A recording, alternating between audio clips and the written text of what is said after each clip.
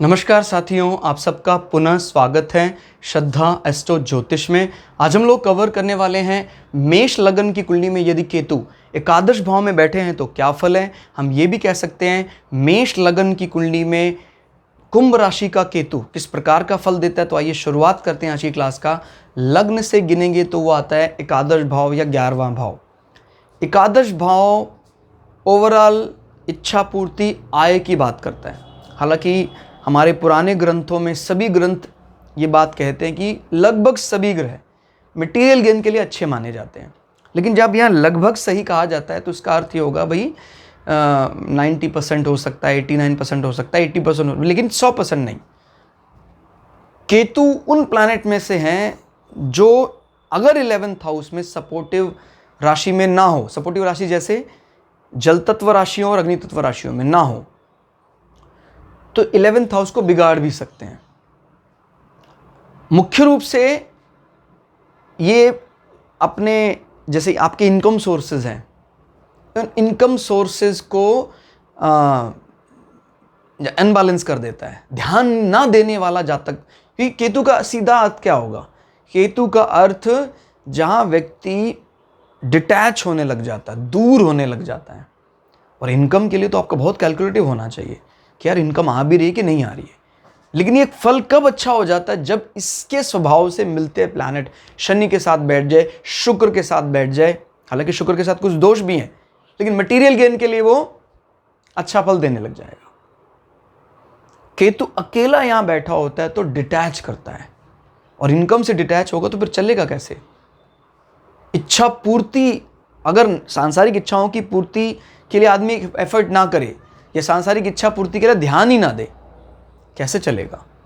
यही लेकिन इसी भाव में अगर वृश्चिक राशि पड़ जाए, धनु राशि पड़ जाए, मीन राशि पड़ जाए, वो इच्छा पूर्ति करवाता है, लेकिन हमारी इच्छा पूर्ति को कहीं ना कहीं एक अलग रूप दे देता है। जैसे अग्नि तत्व राशि में अलग ढंग से इच्छा पूर्ति, मतलब एजेंडा एक अलग एंगल से पूरा होगा।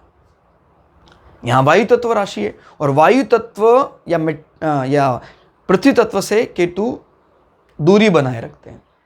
ये एक शर्त है, कहीं ना कहीं हमें शनि का सपोर्ट चाहिए, शुक्र का सपोर्ट चाहिए, तब ये अच्छे फल देंगे। नहीं तो यहाँ पर प्राय अच्छे फल नहीं देते हैं।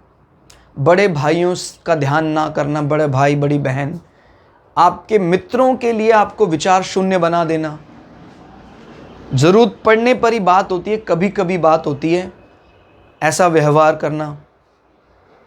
अब शनि अगर मजबूत अवस्था में तो इस व्यवहार के बाद भी मित्र आपको त्यागेंगे नहीं, लेकिन शनि कमजोर है, केतु ऐसे, तो मित्र का कोई ऐसा अर्थ नहीं रह जाता है। फिर किस प्रकार के मित्र? आप कभी जरूरत पड़ने पर ही फोन करते हैं।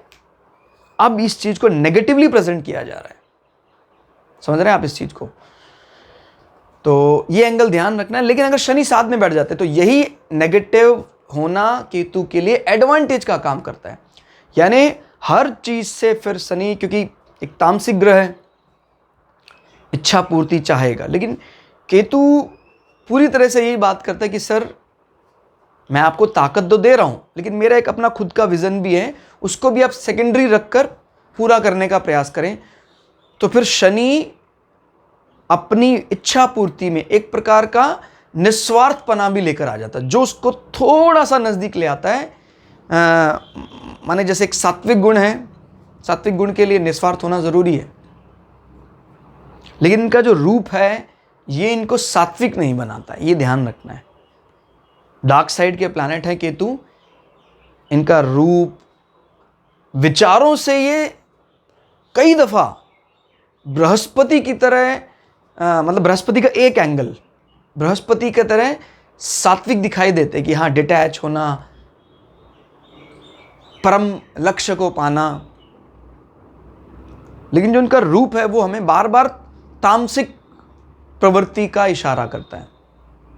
वर्ण संकर भी माना जाता है केतु को। तो जब केतु हमारी कुंडली में अच्छे होते हैं तो आदमी ज़्यादा विचार नहीं करता है, और ये प्रकार से देखा जाए जो ये शब्द है धर्मनिरपेक्ष डेमोक्रेटिक सिस्टम, उस हिसाब से ये अच्छा माना जाएगा। नहीं तो फिर आदमी बहुत ज़्यादा कंजर्व हो जाएगा, नहीं नहीं मुझे इन कास्ट वालों के साथ अच्छा बर्ताव करना है, इसके साथ दूरी बनाकर रखनी है।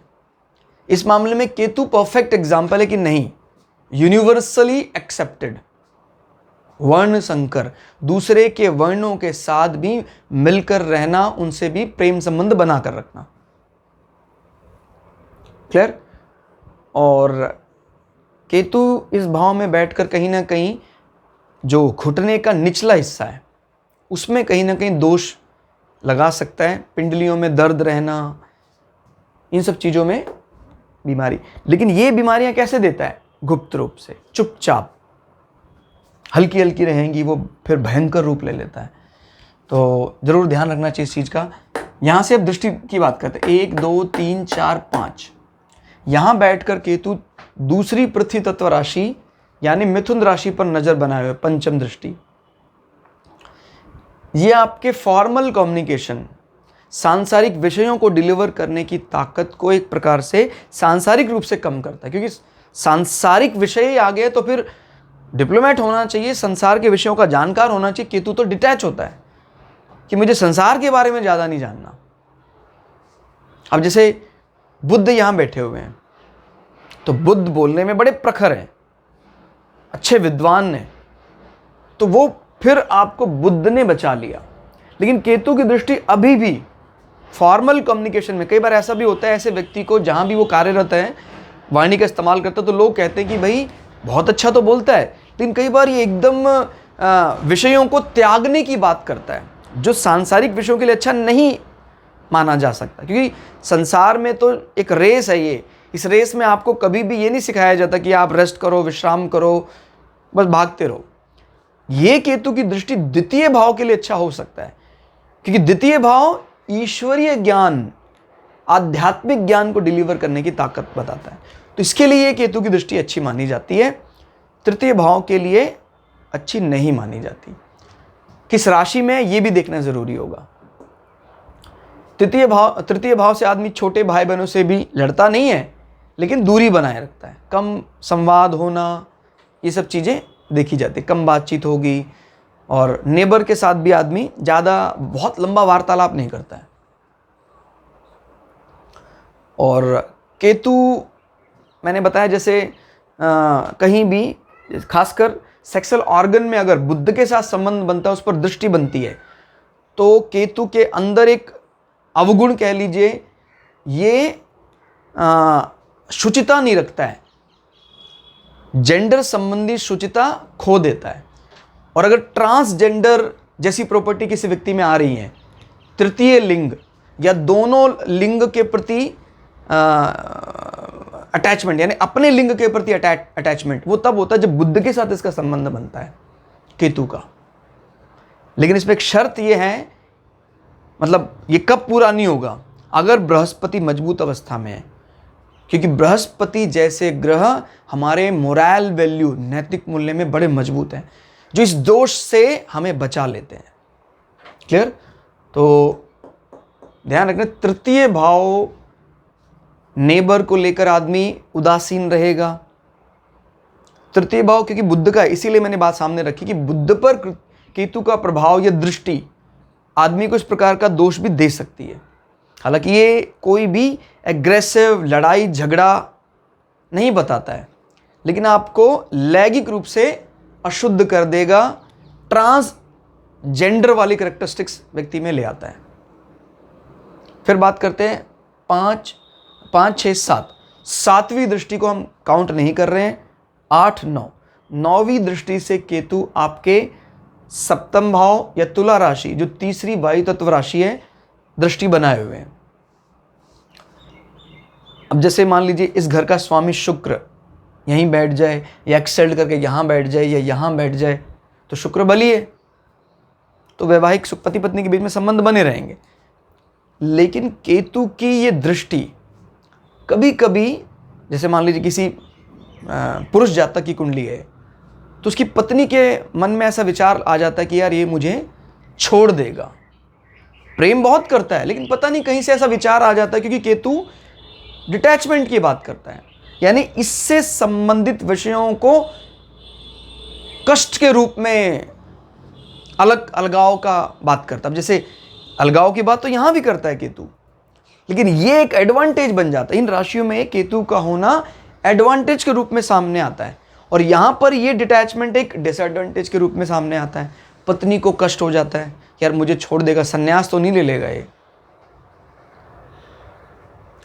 क्लियर? तो ये ध्यान रखना है इस विषय में। और सप्तम भाव पार्टनरशिप, बिजनेस, डील, इन सब चीज़ों को बताता है। तो अगर जैसे शुक्र जैसे प्लैनेट अगर यहाँ बैठे हैं तो डील में वो अच्छा है, लेकिन अगर शनि जैसे प्लैनेट, नॉट शुक्र जैसे, शनि जैसे प्लैनेट एक्सेल्ड करके यहाँ बैठे हैं तो केतु की दृष्टि अच्छी है ये, क्योंकि केतु फिर अपने एजेंडे को छोड़ देता है। शनि इनकी डार्क साइड का राजा है, शनि उसके एजेंडे को प्राइमरी एजेंडा बना देता है कि सर आप जो करेंगे वो, और शनि तो बहुत बड़े बिजनेसमैन है, वो जो बात कहेंगे फिर वो चलेगी। लेकिन अगर शुक्र जैसे प्लैनेट यहां बैठे तो फिर आदमी को व्यापार से बचना चाहिए। क्लियर? तो कुल मिला के केतु का 11वें भाव में फल ज्यादा अच्छा नहीं माना जाता है। हालांकि बार बार आप यही देख रहे हैं, जितनी भी अब तक हमने क्लासेस की हैं, कि केतु कई तरह से जो हम सब की जरूरत है, महत्वपूर्ण जरूरत, वो इस केतु के पास है भाई। लेकिन आपके पूर्व जन्म के संस्कार और पुण्यों के कारण वो केतु आपको वो दे रहा है या नहीं दे रहा है। हम सबकी जरूरत है प्योरिटी लाना, और प्योरिटी से ही मोक्षा की तरफ जा सकते हैं। वो प्योरिटी दे सकता है केतु, लेकिन शर्त है ना आपकी कुंडली में वो किस भाव में बैठा है, किस राशि में बैठा है, तब आपको वो मोक्षा तत्व का टेस्ट मिलेगा। तो कुल मिला के हमने यही जाना अभी तक कि वायु तत्व राशियों में केतु ज़्यादा अच्छा फल नहीं देता है। क्लास आपको कैसी लगी कमेंट करके जरूर बताइएगा। मिलते हैं अगली क्लास में, तब तक के लिए जय श्री भगु पराशरा, जय श्री शुक्राचार्य, नमस्कार।